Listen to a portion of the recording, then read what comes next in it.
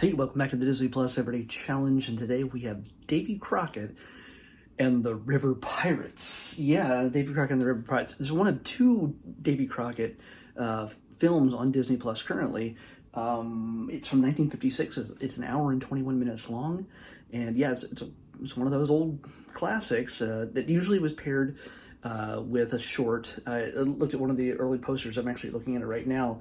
The opening short for this in 1956 was Man in Space. They usually had a little animated film before it, and that's kind of cool. This, of course, if you know anything about Davy Crockett and those early films from now almost 70 years ago, it stars Fess Parker, and he plays the how do you want to say, Frontierland hero. If this was, I think you could run into Davy Crockett in Frontierland in Disneyland way back in the day. Could get photo ops with him. I don't know. With him and Buddy Ebsen. Well, Buddy Ebsen plays his best friend. What is it? George Russell. Georgie was was Fess Parker. Well, sorry, Davy Crockett's best friend. And if you know who Buddy Ebsen is, I didn't recognize him right off the bat because he's so freaking young here. I'm used to seeing him in Beverly Hillbillies, which was a series in the 1960s. Yeah, 60s. I don't think it made it into the 70s. Did it? I don't know. Somebody older than me might know. I know I saw it in reruns. I never saw them live, but yeah, that's a tangent any of you under 40 will not understand. So, Buddy Ebsen is his sidekick in a sense. And if you don't know who Davy Crockett is, he's kind of a mythical American folklore hero. He wears a coonskin cap, and he goes on adventures. In this case, of course, on the river. He's heading down to New Orleans to sell some furs. Well, he runs into a guy named Mike Fink, who is the king of the river, and he has a boat, and he is kind of full of himself. And so, even though it's, everybody knows the legend of Davy Crockett, he's, like I said, even in that era, he is a mythical hero. Like, he's overcome so many things, and he also has a theme song that everybody knows, or they make up their own lyrics to. Actually, I have seen a list of the different versions of the Davy Crockett song, and there are a number of different lyrics for, well, each film.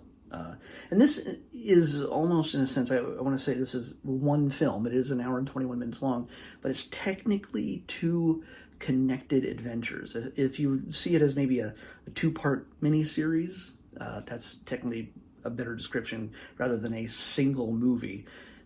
Because the first part deals with him facing off on a boat race down the river, down, imagine the Mississippi, to New Orleans. Basically they get George drunk and they make a bet that they probably can't live up to. They're trying to get a crew together to crew a rival boat that will get them down to New Orleans. And George sets it up that they end up having to race, and the loser loses, well, they lose the furs that they were hoping to sell. And if the other guys, if Mike Fink loses, he has to eat his hat and some other stuff. I don't know. I wasn't really clear on that. These are very... There's a number of ways to look at this film. It is very good-natured. Davy Crockett is a quintessential Captain America type hero. I imagine that even if Steve Rogers hadn't been frozen in ice, he would have loved these movies. And the stories of Davy Crockett have existed long before movies were around, but still the idea, I imagine so. I could be completely wrong in that. Maybe he was only made up in the 50s. I doubt it, but you never know with these things. But he's generous, and he is kind, and he is forthright to a fault, almost. Where everybody else is like, dude, you gotta play the game at some point. You can't keep trying to help people when we're trying to win a race. You're trying to help people, and we're going to keep losing. And he's just like, well, if that's the way God intended it, that's the way it's going to be. And we're not going to cheat, and we're not going to do anything that could be, wrong. And he's an upstanding guy, even to his own detriment at times. But of course, he comes out in the end, and he's the kind of guy who also turns enemies into friends. So I'm going to spoil this, but halfway through, pretty much he and Mike become allies. But the thing that connects these two films are the river pirates. And you figure at first it's Mike Fink and his crew that are the river pirates, and they're not. There's actually another crew that hides in a cave that they turned into a tavern, or they pretend to turn into a tavern. And they also dress up as, Indians to ransack passerby on the river. Well, okay. This is one of those films where they have to, at the very beginning, provide a thing you can't skip. It's a text warning that says there are really bad depictions of certain peoples, and in this case, Native Americans. For whatever reason, at the time it was acceptable. It was something we just really didn't think about. Other people might be considered equal humans, maybe. In this case, it says, those depictions were wrong then and they're wrong now. And rather than not show this at all, they've created an atmosphere in which you can see it and discuss it. It's not as egregious as Song of the South, which will probably never make it onto Disney Plus, edited or otherwise. So yeah, I mean, I'm sure there's a lot of people who, why is this necessary? You know what? Deal with it, and it is something that you kind of have to deal with when it comes to depictions like these, because it's pretty much in the songs, in the conversations.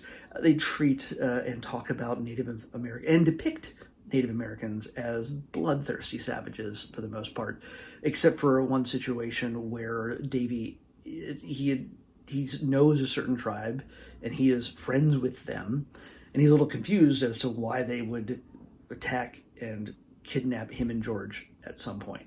And it's like, well, why is this happening? We know you guys are good guys. They know the other ones are savages, but you guys are great. So I mean, back then it was a kind of thing. It was a whole cowboys and Indians kind of thing about the noble white man and the at best the noble savage is how many of them were depicted.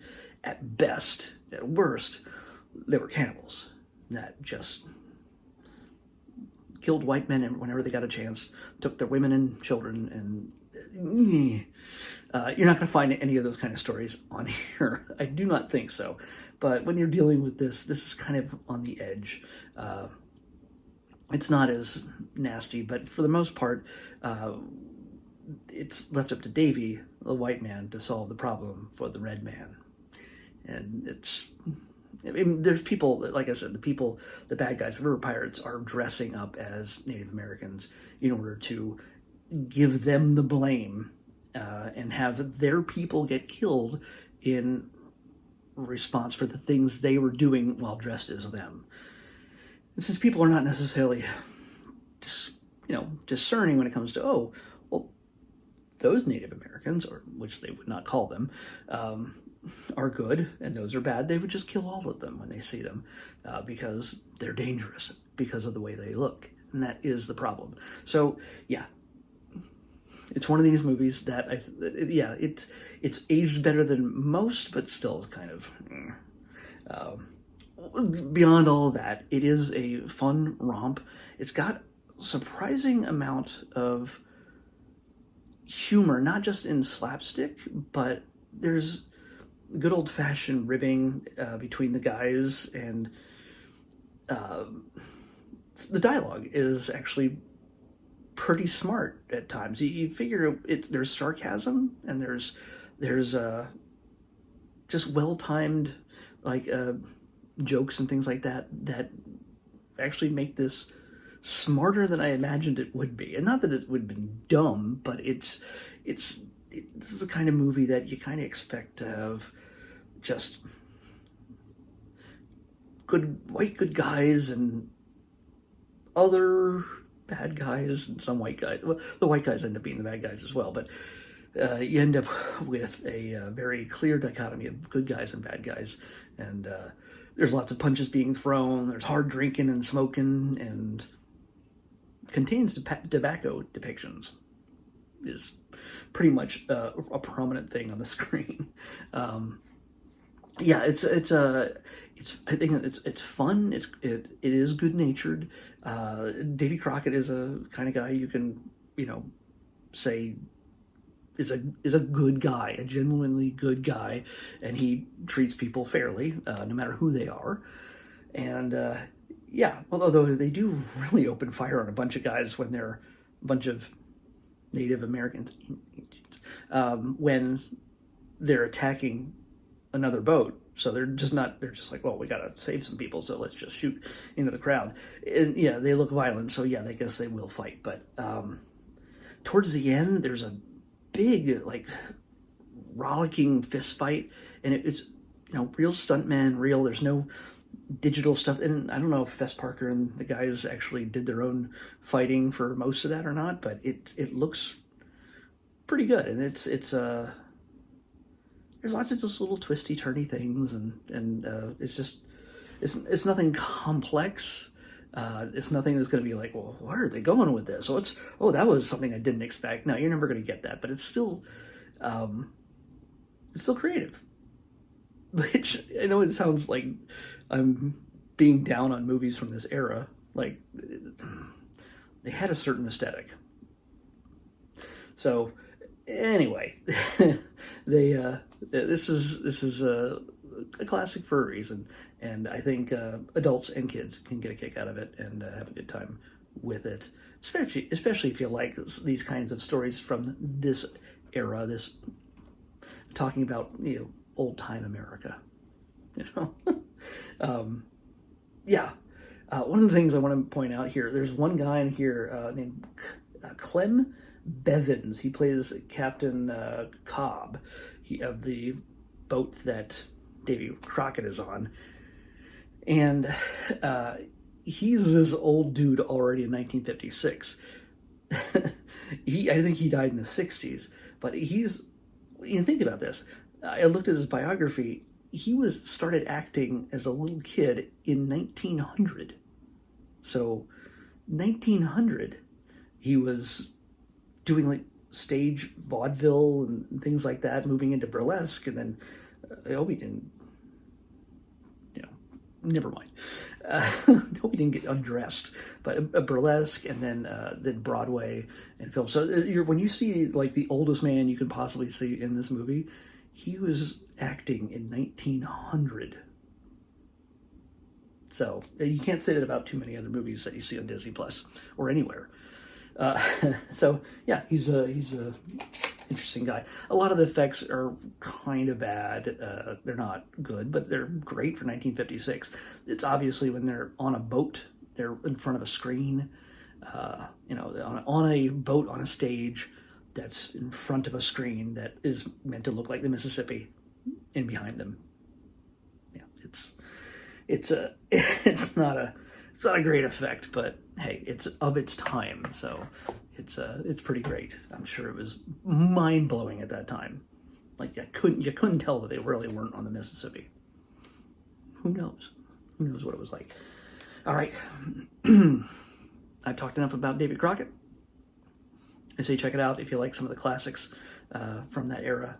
But if you're not, it's not a must watch. But tomorrow is a big day.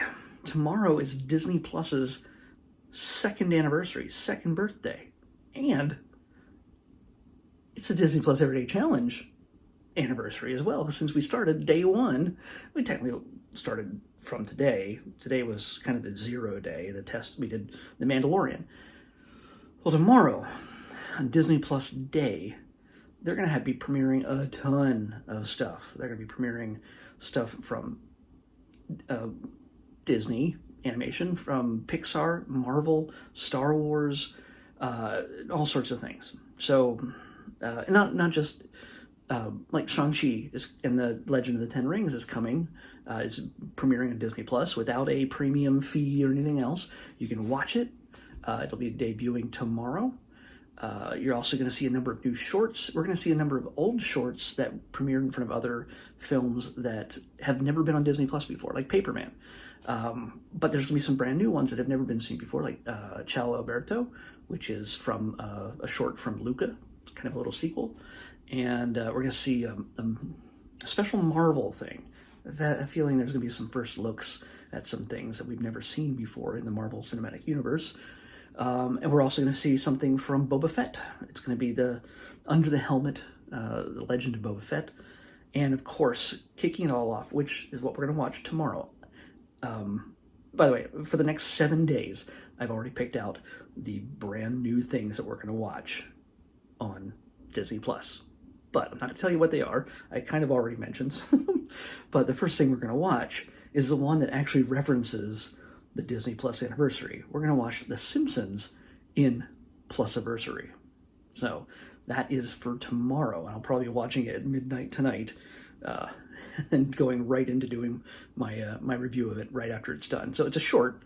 It's you can see the image is Homer sitting across the table from Goofy. So you know that's going to be fun. But yeah, and after that, tomorrow I'll reveal what each day is. But we're going to go 7 days without randomization, but we're going to do 7 new things. There's so much more. There's more than 7 things that they're premiering tomorrow. But I'm going to blow this out over the next 7 days and see some of the things I know I'm going to watch anyway. So why not make it part of the Disney Plus Everyday Challenge? You know, it seems redundant not to. So yeah, next up, The Simpsons. We haven't had The Simpsons series yet, which is kind of amazing, but I think we had one of the shorts from Maggie. I'm not sure. Yeah, 1 or 2 of those. But tomorrow, The Simpsons in Plusiversary on the Disney Plus Everyday Challenge. Happy Disney Plus Day. 2 years for them and me. I'll see you back here tomorrow.